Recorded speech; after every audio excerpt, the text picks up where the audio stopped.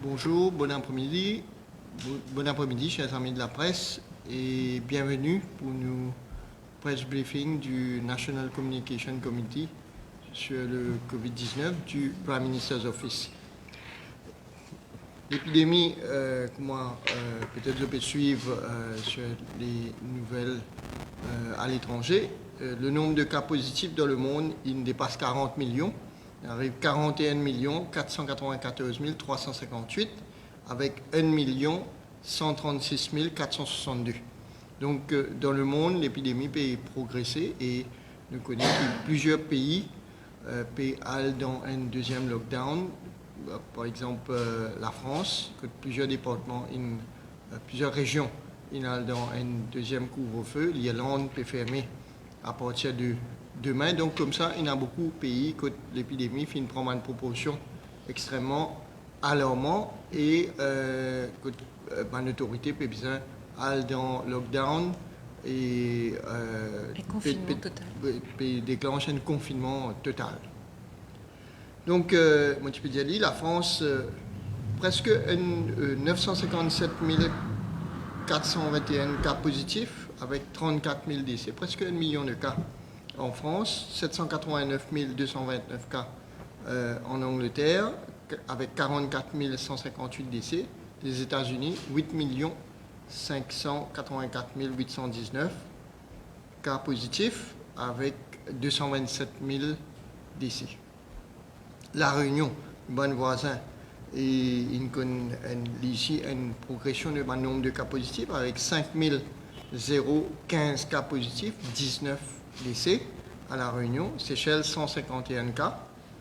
Madagascar, 16 810 cas positifs, 238 décès. Comores, 504 cas avec 7 décès. Mayotte, 4 203 cas avec 44 décès. Chez nous, hier, nous finissons 4 cas importés supplémentaires et qui amènent nous à un total de cas positifs à Maurice de 425 cas. On rappelle qui seulement 213 dedans, c'était un cas de contamination locale et qui, depuis le 26 avril, nous n'avons pas fini aucun cas dans la communauté à Maurice. Le reste des cas, donc 425 moins 213, c'est un cas importé. Le nombre de décès est à 10. Le nombre de cas actifs à l'heure qui m'ont causé est à 29. Tout ça va patients-là, à l'hôpital INT, c'est stable, ce pas pose aucun problème. Pour la plupart, n'a aucun symptôme. Le nombre de patients qui finissent traités, guéris à Maurice est à 386. Donc, je me rappelle, nous avons 4 nouveaux cas hier. Ces 4 nouveaux cas-là, c'est 4 personnes qui finissent à Maurice, le vol MK111 de l'Inde, le 14 octobre. Il y en a 2 monsieur et 2 madame. Les 2 messieurs sont âgés de 24 et 55 ans. 2 madames âgées de 23 et 19 ans. Donc ça, c'était concernant la situation au niveau de l'épidémie à Maurice. En termes de personnes dans l'hôtel de quarantaine, il y a 1685 personnes dans l'hôtel en ce moment. L'hôtel est centre récréatif aussi. Et il y a 20 centres de quarantaine opérationnels, hôtel et centres récréatifs compris. En termes de réservation, jusqu'à aujourd'hui, 22 octobre, nous finissons 3637 personnes qui finissent réservées pour Ville-Maurice. Et pour la plupart, 57% sont des Mauriciens, un peu plus de la moitié. Donc, en mesure donne un petit peu un récapitulatif, le vol qui nous finit effectué depuis le 3 octobre. Donc, on rappelle les autres qui, depuis le 1er octobre, nous passe à la phase de vol commerciaux. Avant ça, entre le 18 mars et le 30 septembre, nous avons rapatrié nos compatriotes qui sont à l'étranger. Et dans sa phase de rapatriement-là, le gouvernement finit rapatrier 9300 personnes qui restent en quarantaine avec environ 55 vols de rapatriement entre 18 octobre et 30 septembre 2020. Depuis, nous finissons commencer à faire un vol commercial, nous finissons faire 15 vols. Donc le 3 octobre, nous finissons commencer. Et dans ces 15 vols-là, finalement 6 vols dedans, que nous finissons gagner un patient, une personne qui est contaminée, donc un passager qui finit un patient après. Donc dans 6 vols, le 15, nous finissons gagner une personne qui a Covid positif. Dans ces 6 vols-là, il y en a 2 vols qui sont de Dubaï, 3 vols sont de Paris et 1 vol sont de Bidonlaine. Donc voilà. Et depuis le 1er octobre, quand nous commençons à opérer un vol commercial, sur les passagers qui sont venus à Maurice, nous avons 26 cas positifs. Donc 26 cas positifs sur le nombre de passagers qui sont toujours qu'on a reçus là. Donc 1860 à peu près qui nous finit entre Maurice, nous gagnons 26 cas positifs jusqu'à l'heure. Donc ça c'était pour les nouvelles concernant Covid-19 en quarantaine et la situation actuelle. Bon, je rappelle la population aussi, amis journalistes, qui tout bonne personne qui peut continuer à donner à l'hôpital, nous ban dispensaire qui est dans la fièvre, surtout en cette période de changement de saison, tout le monde qui a des symptômes qui apparentent à la grippe, qui est dans les rhumes, qui est dans la toux, qui est dans la fièvre. Donc, je dirigeais vers un COVID Testing Center qui est toujours opérationnel. Et donc, tout ça, ces personnes-là, je bénéficiais d'un test de COVID jusqu'à l'heure. Donc, peut-être un peu les temps finissent passé qui ne pas finir rappeler, mais nous toujours sur nos gardes, nous toujours vigilants. Le ministère de la Santé est toujours vigilant. Et chaque fois qu'il y a un gens qui est dans la fièvre, nous testons pour Covid, pour justement assurer nous qu'il n'y a aucun cas dans la communauté. Et nous, en mesure de dire, depuis le 26 avril, nous n'avons aucun cas dans la communauté. Nous faisons environ, en moyenne, 200 PCR pour une personne qui est dans la fièvre à Maurice, dans nos 5 COVID Testing Centers. Et aucun cas n'a pas fini de être positif depuis sa date qui m'a fait annoncer là. Donc nous payons COVID-19 dans la communauté. Par contre, nous gagnons les cas qui nous font gagner, c'est les cas qui nous font importer. Donc les gens qui nous voyagent, qui font venir Maurice. Autre élément qui m'a pour traiter aujourd'hui, c'est, je finis apprendre par la presse, mais nous faisons dire officiellement. Donc, dans une personne qui finit venir, nous faisons 2 cas qui ont une base humanitaire, 2 cas que 2 personnes qui sont en détresse et qui nous font autoriser, qui sont en quarantaine pour aller assister 2 funérailles devant une personne très proche. Une fait dimanche, avec une condition sanitaire très stricte, qui nous fait autoriser. Deuxième, nous fait faire aujourd'hui une personne qui fait, dès son arrivée à Maurice, nous fait faire un PCR à l'aéroport et ce PCR étant négatif, nous fait autoriser sous la surveillance du ministère de la Santé et tout le protocole qui Dr Go pour expliquer comment nous fait faire, nous fait permettre lui passe de famille avant d'y aller en centre quarantaine. Donc, les 2 personnes en quarantaine, mais exceptionnellement, l'eau a une base humanitaire, nous autorise ça. Nous tenir à dire aussi que c'est vraiment l'eau a une base humanitaire et que le gouvernement, le ministère de la Santé autorise ça et qui, dorénavant, vu l'expérience qui nous fait gagner avec ces 2 cas-là, la mobilisation qui s'affiche demander en termes de ressources, de personnel de la santé, en termes de contrôle sanitaire qui nous fait bien exercer, le ministère de la Santé, dorénavant, pas pour entretenir les autres requêtes de la sorte, pour qu'ils sautent de quarantaine pour dans une funéraille ou dans les autres événements qui sont capables qui peut avoir une requête de base humanitaire.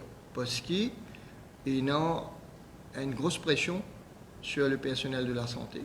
Et il y a une grosse mobilisation qui s'est demandée et qui fait qu'il est difficile pour que le ministère de la Santé, à chaque fois, mobilise autant de ressources. Docteur Goupou commente là un petit peu plus, mais c'est une décision que le ministère de la Santé fait faire. L'expérience qui nous fait gagner, les deux cas qui nous fait accepter pour faire les passe très très bien, mais c'est bon. Là, nous guetter, quantité moyens, quantité ressources, nous finissons besoin de déployer pour capable faire ça. Évidemment, le rôle du ministère de la Santé, c'est gérer ce personnel, c'est gérer ce brin de ressources, et nous trouvons que dans l'avenir, il est plus difficile qu'ils nous répètent ça l'expérience là, d'autant plus qu'il nous a amené à gagner beaucoup plus de requêtes, probablement parce que pour une plus du monde en quarantaine. On passe la parole au docteur. Merci, docteur Joumaï. Alors, effectivement, moi, je vais juste vous expliquer ce qu'on a fait pour ces deux personnes, pour que tout le monde comprenne bien que, que tout le monde comprenne bien qu'il n'y avait pas du tout de risque, mais par contre, en termes de moyens, c'est très compliqué pour le ministère de la Santé. Donc, en fait, quand ces personnes sont en quarantaine, qu'elles ont le test PCR de J0 négatif, on a donc pour 2 personnes à titre humanitaire autorisé qu'elles sortent de leur quarantaine pour aller une quinzaine de minutes seulement assister à une partie des funérailles de leurs proches. Donc ça mobilise une rapide response team, ça veut dire 2 personnes, un médecin et une infirmière, et ça mobilise également un inspecteur en santé qui va être le garant, qui n'a aucun contact avec la communauté. Donc cette rapide response team qui est en full PPE va dans la quarantaine, ou pour la personne de ce matin, elle était dans l'isolation room de l'aéroport en attendant, parce qu'elle venait d'arriver, en attendant les résultats de son test PCR J0. Et donc cette équipe complète prend une ambulance, un véhicule avec une sirène et va directement au lieu de la crémation ou de l'enterrement. Donc il n'est pas question d'aller voir la famille, il n'est pas question de se faire des bisous, etc. La personne elle-même qui donc sort de quarantaine a un masque N95 ou FFP2, qui est un masque hyper filtrant, un vrai masque, hein, pas ce qu'on voit dans la population, un masque médical. Donc c'est un masque qui filtre vraiment énormément et qui n'est pas facile à garder très longtemps. Donc c'est pour une précaution extrême. Et ensuite on la garde à 3 mètres de la communauté. Pas question de s'arrêter à la plage, dans un restaurant, dans la famille, je ne sais pas où, aux toilettes ou des choses comme ça, bien évidemment. Et donc elle est surveillée entre guillemets par l'équipe et surtout l'inspecteur sanitaire, et au bout de quelques minutes, elle a pu participer, donc elle est remise dans l'ambulance avec l'équipe de la Rapid Response Team et l'inspecteur en santé, donc ça mobilise 3 personnels de santé sur un temps qui est quand même assez long, et il la ramène directement en quarantaine. Donc, vous savez que les effectifs sont tendus en ce moment au ministère de la Santé, que ça n'est pas facile et que notre travail, c'est d'abord nous occuper de nos patients. Bien sûr qu'on essaye de faire le maximum pour la population, mais bon, on a trouvé que c'était quand même très compliqué à faire, et donc pour l'instant, on va cesser, en tout cas, avec les mesures, les moyens que nous avons actuellement, ça paraît vraiment très très difficile. Et même, on arrête pour l'instant.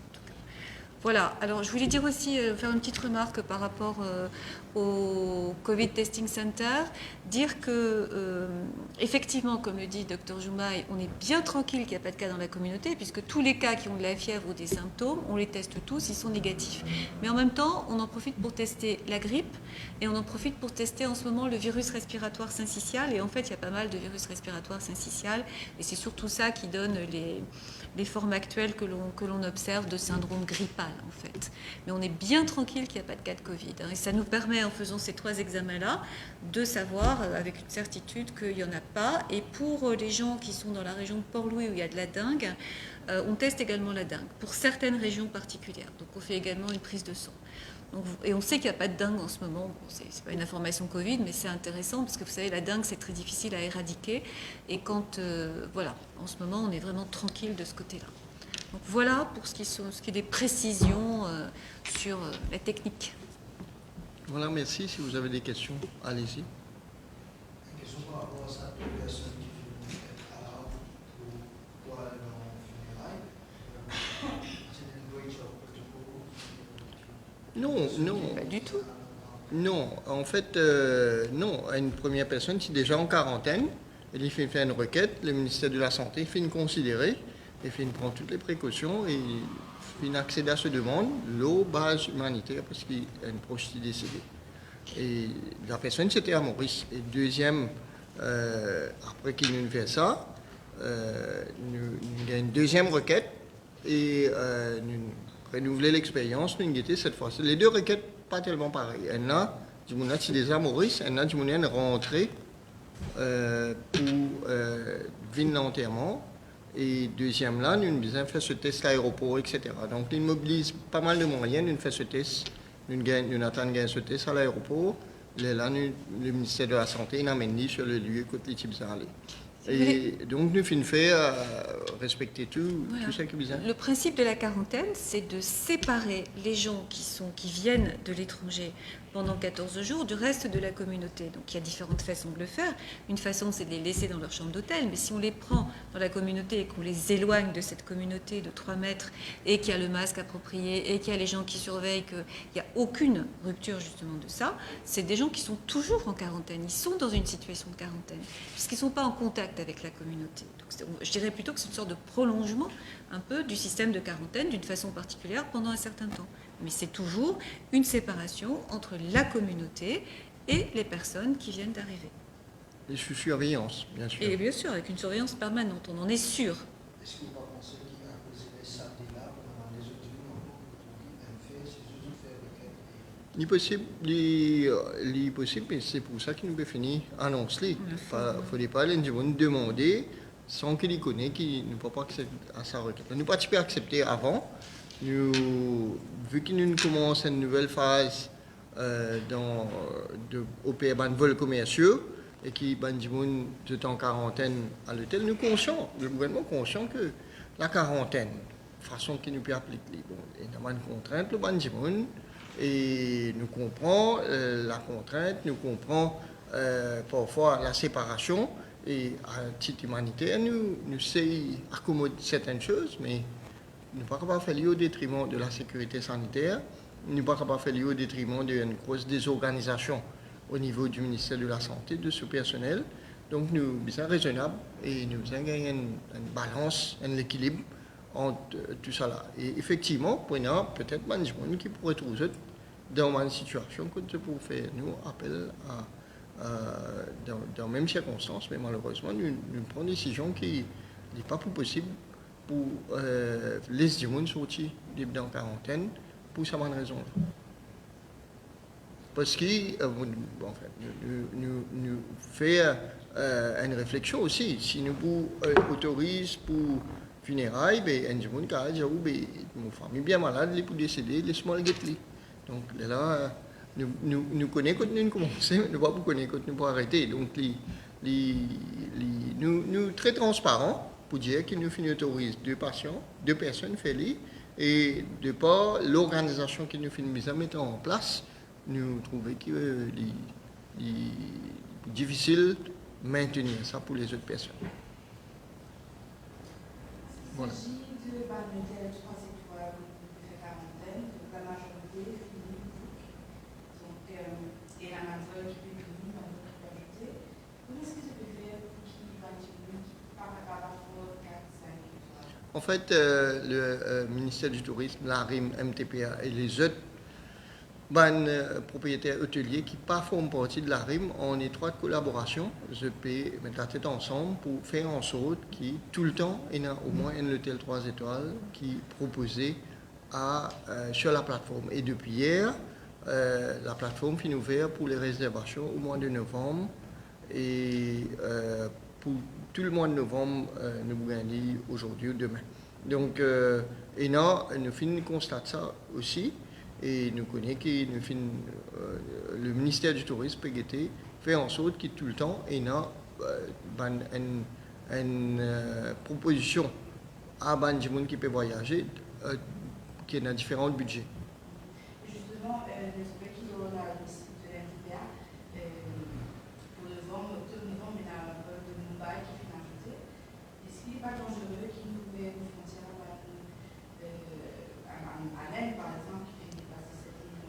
Donc, en fait, nous, protocole, il y a un protocole uniforme. Partout à travers le monde, nous avons fait une PCR 5 à 7 jours avant que vini, et nous vini, nous faisons une PCR à J0. Et le protocole est pareil. Et donc, c'est vrai qu'il y en a beaucoup de cas, mais quand nous pouvons guetter les 6 vols que nous avons gagnés, les 15 vols, 6 vols que nous avons gagné patient. Du monde positif, nous trouvons 2 Dubaï, 3 Paris, 1 de l'Inde. Donc, en termes de nombre de personnes, les 26 du monde positif, nous avons 12 qui sont dans l'Inde. Donc du coup, on a fait un protocole différent pour les personnes qui viennent de l'Inde. Donc eux, ils auront 2 tests, les travailleurs qui viennent de l'Inde. Donc ces travailleurs qui viennent de l'Inde, ils ont 2 tests PCR à faire avant l'arrivée. C'est-à-dire qu'ils viennent de différentes provinces, États de l'Inde. Donc au niveau de l'État d'où ils partent, ils doivent faire un test PCR à l'intérieur de l'Inde, pour le voyage intérieur pour aller à Mumbai. Donc ils font un test PCR. Si le test PCR est négatif, ils vont à Mumbai. On leur demande avec leur dirigeant qui vérifie de s'auto-isoler au moins 8 jours avant le départ, puis doivent refaire un test PCR 2 jours avant le départ. On a fait un protocole particulier pour les travailleurs qui viennent de l'Inde, justement parce on a eu énormément de travailleurs qui viennent de l'Inde et on va recevoir d'autres batchs de travailleurs qui viennent de l'Inde et donc on prend des précautions particulières. Mais il ne faut pas non plus vous inquiéter parce que notre système de quarantaine, il est très fiable. Il y a eu 0 cas qui ont été transmis à la communauté. Donc de toute façon, ce système, il est appliqué à ces gens-là. Tout ce qu'on risque, c'est d'en avoir plus de positifs, d'en avoir plus à INT et d'avoir un système de santé très sollicité par les gens. Donc il faut faire une différence entre le risque pour la communauté, donc non, il n'y a pas de risque pour la communauté que de prendre des gens de l'Inde. Non, il n'y en a pas. Mais par contre, pour l'encombrement, on va dire, du système de santé et le personnel qu'il faut déployer et les soins qu'il faut donner, là, oui. Et c'est pour ça aussi qu'on ne veut pas avoir trop de cas.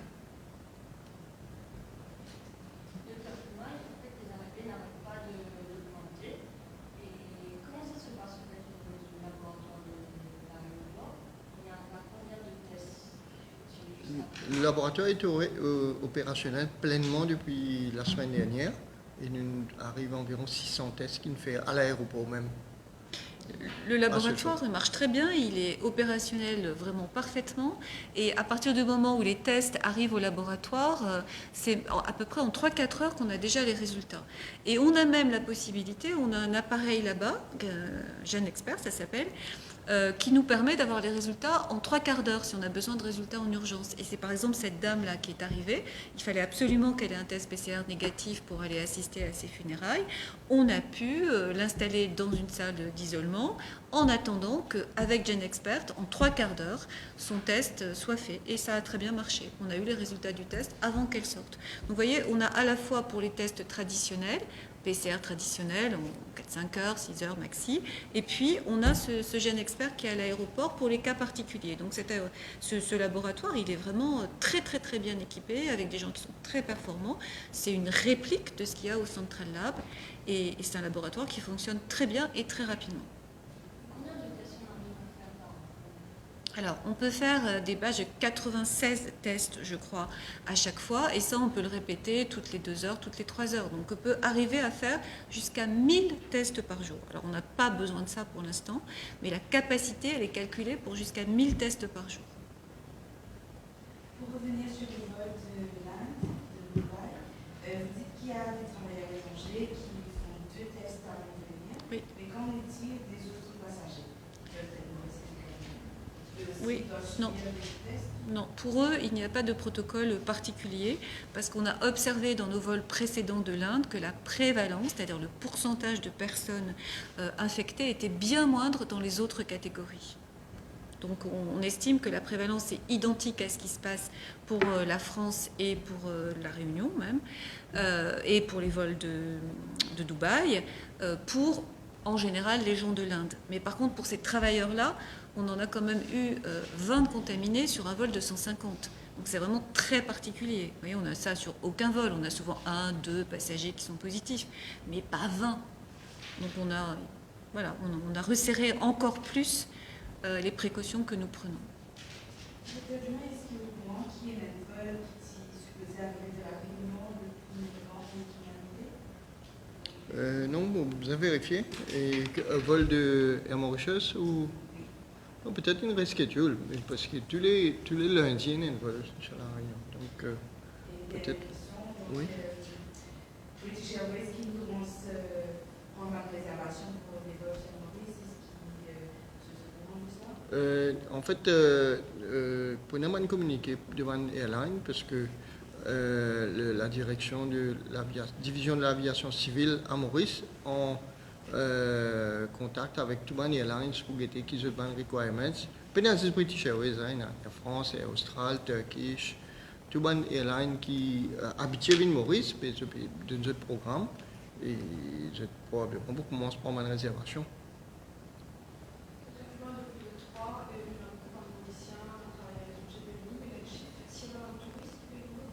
Donc on dit qu'en fait, nous classifions entre Mauriciens et étrangers, donc de nous en termes de réservation. Hein. Nous avons 1860 à peu près fini entre Maurice, mais pour le mois d'octobre, à ce jour, nous avons 3637 personnes qui sont réservées pour venir Maurice, 57% de Mauriciens, 43% de détenteurs d'un passeport étranger. Donc, dans ce passeport étranger là, nous avons dans différentes catégories. Nous avons des gens qui peuvent travailler Maurice, nous avons des gens qui sont dans une famille Maurice, nous avons des gens qui viennent faire un séjour de plus de 14 jours. Donc, encore, nous avons redéfini le mot touriste à travers le monde. Il paraît les 40-45% de 1890 à peu près. Donc, à peu près la moitié. 900 étrangers là. Est-ce qu'il veut dire une complète? Donc, nous faisons mon étudiant dès le départ, quand nous démarrons l'opération de vol commerciaux, nous pouvons guetter sa phase comment y passer. Donc, une grande partie de ce que nous disons, c'est lié à sa phase d'observation là. On dit que nous faisons 15 vols, dans 15 vols, 6 vols, il y a fini dans le qui finit dans Covid positif. Le nombre de personnes qui finissent arriver, 1800, presque 1900, il y a 26 cas positifs. Donc tout ça, c'est un chiffre qui nous peut compiler pour nous guetter dans quelle mesure nous besoin continuer dans la même direction, changer de direction, faire plus de vols, venir, etc.